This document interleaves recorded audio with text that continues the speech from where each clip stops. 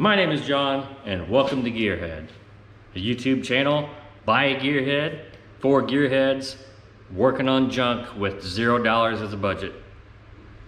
Let's try this.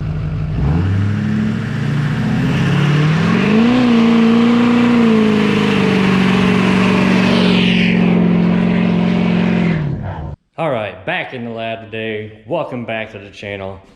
Gearhead TV here coming at you. I don't know if that's what we're gonna call it, but we're gonna try it for now, see what happens. Shaking like a dog cracking glass. I don't know why, it happens.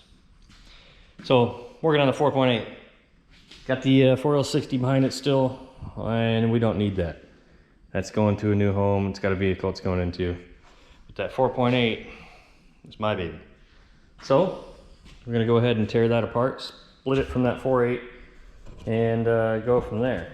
Now, I had intentions of doing a bit of a time lapse of this thing, but to be honest with you, number one, there's gonna be a lot of fooling around because I don't have all my tools in here. There's some in my service truck.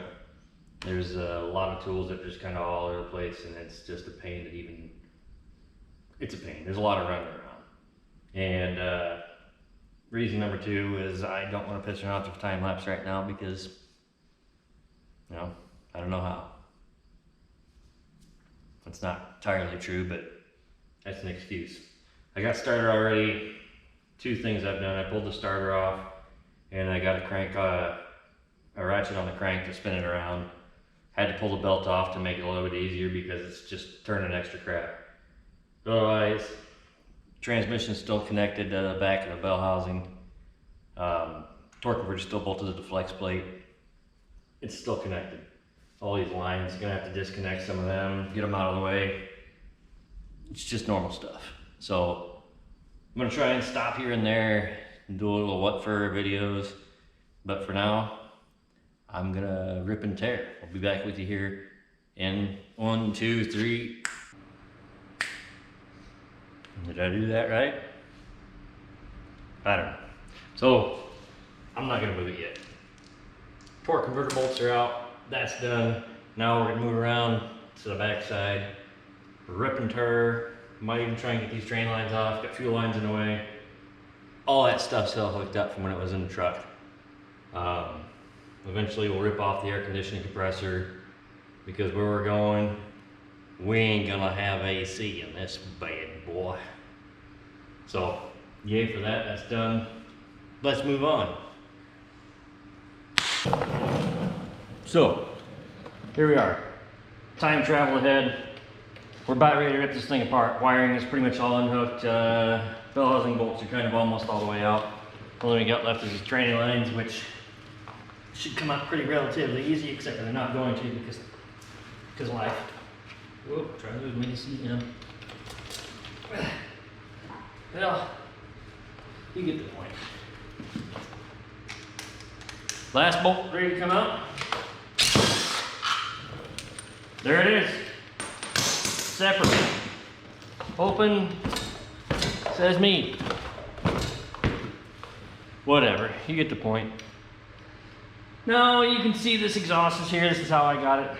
It's all sawzalled out of the vehicle because that's just how it is. I don't really care. We aren't going to be using these anyways. Those mufflers are not necessary where we're going. Matter of fact, the manifolds aren't even necessary where we're going.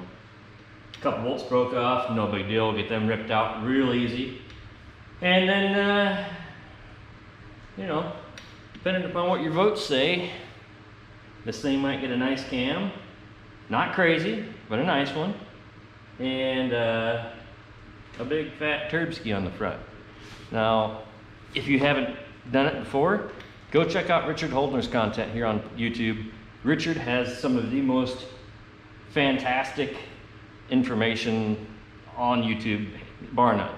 He's not really biased. He's not sponsored by anyone per se, but he does a lot of dyno testing and gives real numbers, and his insight is just invaluable.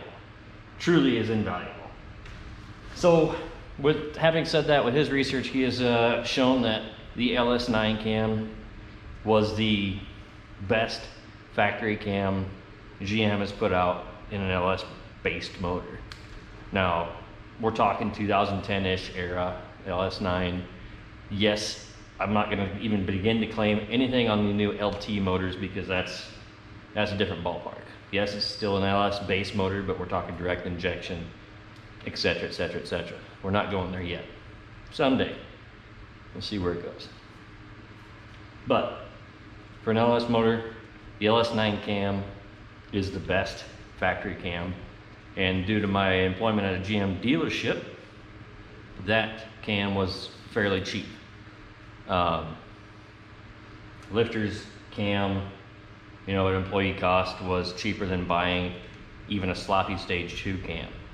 And while the specs might not be identical, the sloppy stage 2 cam probably makes a little more power. Dollar per dollar, I could not pass up the opportunity to buy that factory LS9 cam. Now, having said that, depending upon how all this stuff rolls out, that LS9 cam might spend some time in this motor and then be transplanted out in favor of, let's say, a Texas Speed dumpster fire cam.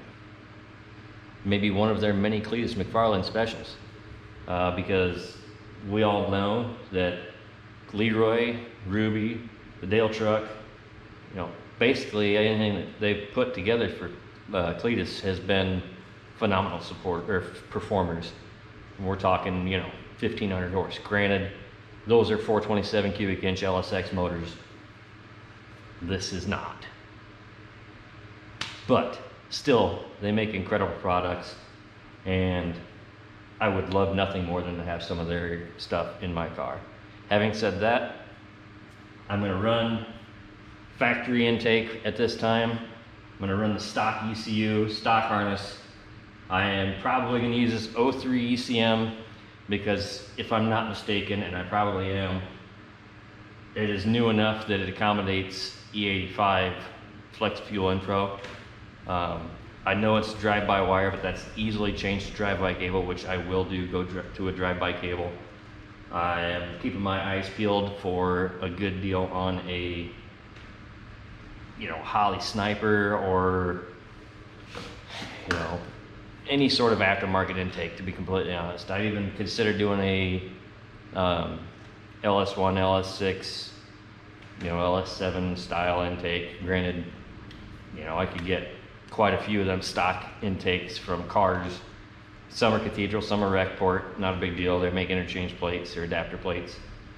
But the cost is a little bit high in my mind. If I'm gonna spend $200-300 on a stock intake that someone has pulled off their car, and I just as well spend another $200 and get a, you know, not necessarily fabricated, but an aftermarket intake.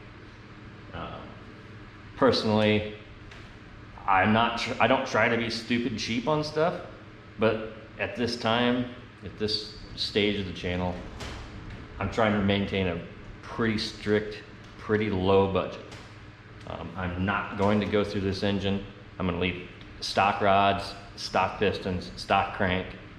I'm not even going to pull the pistons out for green gap. Now, I know I'm crazy for that because we all know under boost that ring gap can be an extremely important factor. But this is a 160,000-80,000 motor. It's got a little wear to it. I have no doubts that the bores are not perfect. I'm sure that, you know, they're decent, but they're not going to be perfect. And we're not going for max HP. We're going for maximum fun at this time. So aftermarket stuff can wait. You know, I'm not saying that rings are aftermarket, but we're going to leave it sealed. We're going to leave the bottom end alone. I'm going to pull the heads off. These are, in fact, 862s, as I said.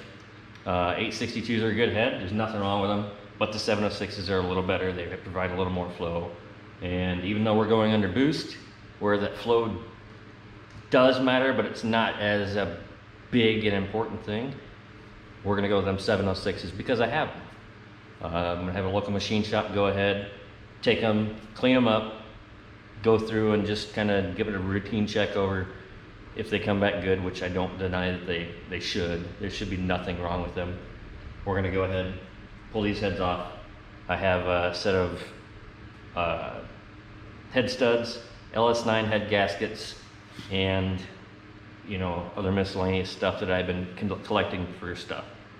I don't know at this time if I'm going to bother pulling the oil. Well, I don't know if I'm going to bother pulling the rod bolts and swapping out the ARPs. I have them, so I might. At this stage, that's up in the air, but I do know that is money well spent, especially on a Gen 3 motor with the Gen 3 rods. They are a little more, I don't know if you want to call it finicky. They're a little bit weaker, a little more delicate. They still hold up to some HP, but that's, it's easy, cheap money, and I've already spent it. I already have them, so it's likely going to happen that way. But I don't intend to pull the bearings because this is kind of almost a complete, $0 budget kind of thing, and I just want to send it. So knowing what I know about these things, they can hold up to some stuff, and I'm just not going to worry about it. Now that 5.3 with the dinged up crank that's going to go to the machine shop in its entirety, that might see a couple more dollars invested. Now, way out there, I have a extremely aggressive engine plan in mind, and it's out there distant because the numbers are kind of high for cost, but there's a lot of reward with them numbers as well, because we're talking big inches, big turbos, and lots of power. But enough of that. For right now, we're worried about this. So here we are. We're ready to come apart. I got to get my engine stand freed up. I got that 5.3 on that still. Get that spun off. Get this one mounted up there. And then basically start tearing it apart. Getting that cam swapped in, getting these heads pulled off, get the other ones prepped to go on, and life will be good. So check back, like and subscribe. Please drop any comments. Let me know what you think. Tell me what I'm doing wrong. I'm not a professional videographer. I'm having some fun. This is a side job. Not even a side job. It's just a hobby for me at this time. Maybe one of these days it can be a full-time thing. I don't know that I'll ever be in any Cletus McFarland, but I would sure love to be at that level someday. So please subscribe, tell your friends. And I appreciate your support, but we will see you later.